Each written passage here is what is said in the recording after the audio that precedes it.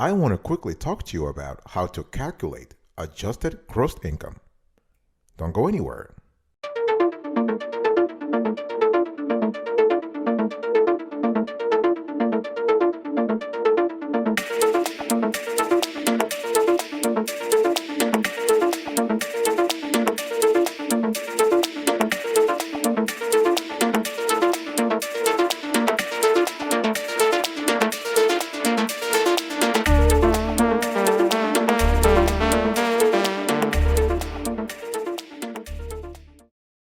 Welcome back, folks, to another edition of the Awesome Sweetie Kiwi Show. How are you today? I hope you are doing fantastic. I'm doing marvelous if you're to ask me.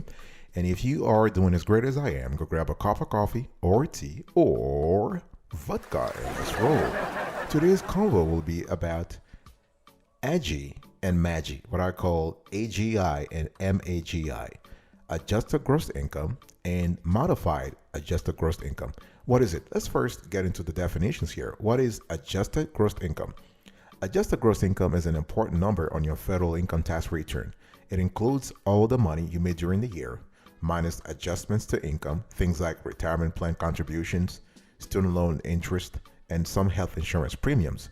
So the resulting number here is your AGI, which is the starting point when it comes to calculating your federal taxes, right? So remember though, your state tax return, if you have to file one, also uses this number as a starting point.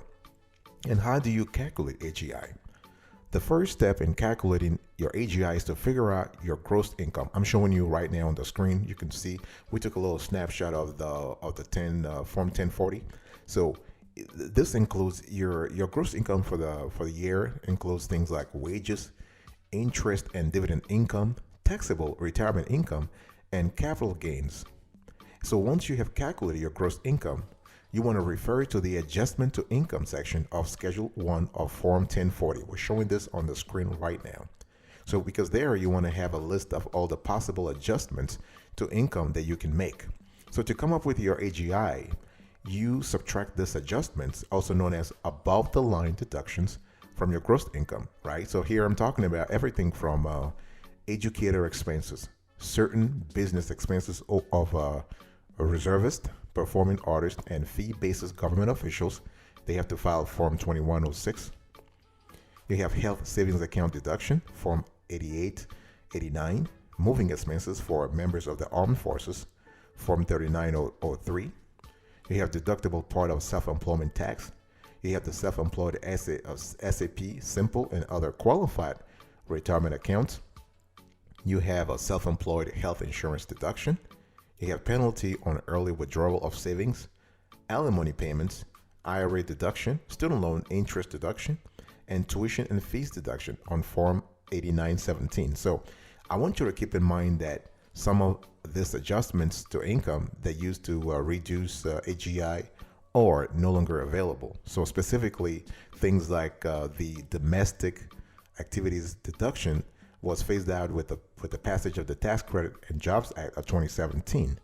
All right, and the tuition and fees deduction was set to expire at the end of 2018, but a last-minute spending bill passed by Congress in December 2019 renewed that deduction through 2020. So we still have it through 2020. Now, whether or not the Biden administration will work with Congress to still have something similar for 2021 and future years is still yet to be decided.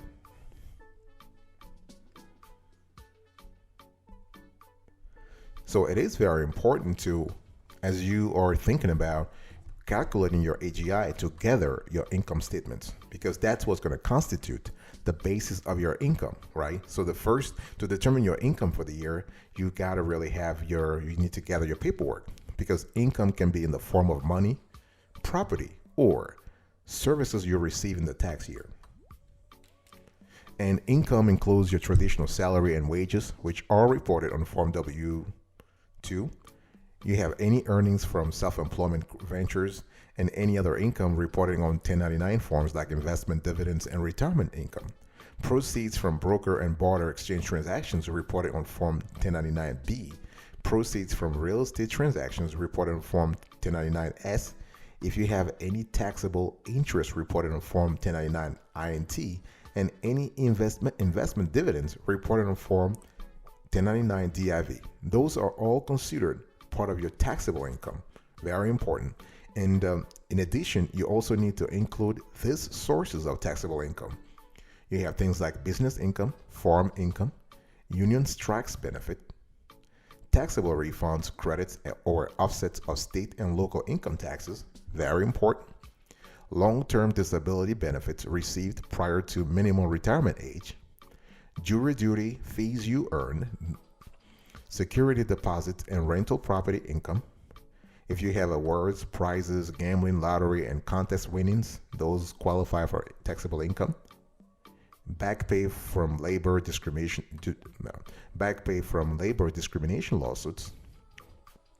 You also have spousal support, unemployment benefits, capital gains, severance pay, earnings from rental real estate, royalties, partnerships, S corporations, trust, and license payments. All those qualify for taxable income. And so once you have that, you need to subtract deductions and expenses.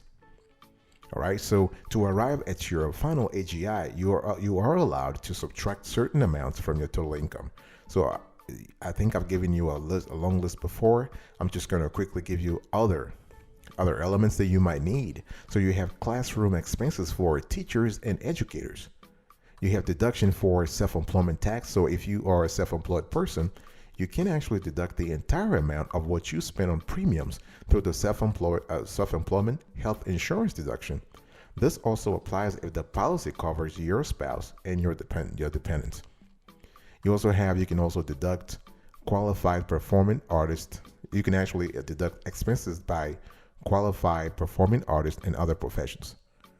All right. So in addition to these deductions, there are also deductions for charitable contributions and contributions to health savings accounts. For moving expenses, provided you are in the armed forces, there are various costs related to self-employment, savings, early withdrawal, penalties, and student loan interest. And one thing I want you to be very, very careful about is that be extremely careful when figuring out the amounts for these categories, because there are special requirements that you must meet for each of them. I'm talking about the deduction for self-employment tax, the classroom expenses for teachers and educators, the qualified performing artists, and other professions. Be very careful. Have all the paperwork ready. I also want to talk to you about how AGI is used to calculate taxes. So the thing I want you to really picture here is that AGI is used to calculate your taxes in two main ways. So number one, it is actually the starting point for calculating your taxable income.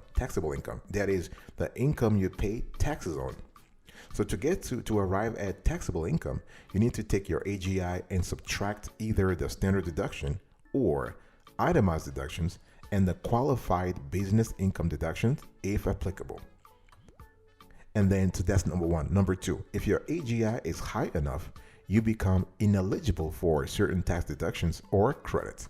So this is actually, they have a fancy tax term for this, and they call it AGI threshold. Right? So now let me give you some examples of AGI thresholds. So when making charitable contribution deductions, you can generally deduct up to 50% of your adjusted gross income. You can claim unreimbursed medical expenses if they are 7.5% or more of your AGI.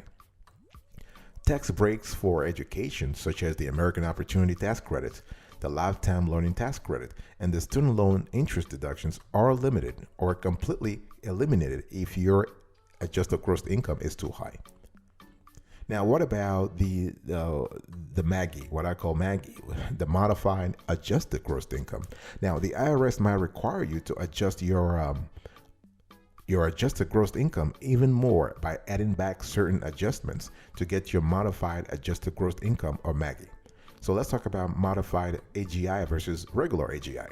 So a common mistake made by rookie tax preparers is to use AGI in cases where their modified AGI should be used. So while your AGI is used to determine the amount of income tax you owe and certain credits for which you are eligible, Your modified AGI is used to determine eligibility for items such as deducting contributions to a traditional IRA or eligibility to contribute to a Roth IRA. So the thing here is that many people don't end up having to add any of this adjustments back in, and their modified AGI ends up being the same as their AGI. But the thing here, the exception here is that if you, let's say, if you earn any tax exempt interest or say received any social security benefits not included in gross income under section 86 of the US tax code this year, guess what? Your modified AGI might be different from your AGI. This is very important. So like your AGI, your modified AGI can also affect your deductions and credits. For example, let's say if your modified AGI is too high and you have access to an employer-sponsored retirement plan at work, you may not be able to deduct contributions to a traditional IRA or make any contributions to a Roth IRA.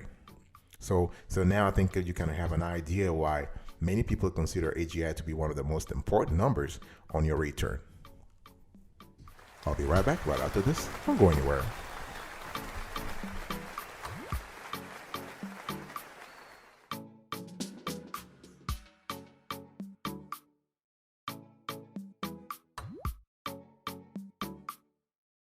Welcome back, folks, to another section of the Awesome Suite Kiwi Show. We are still having a convo about how to calculate adjusted gross income for taxes.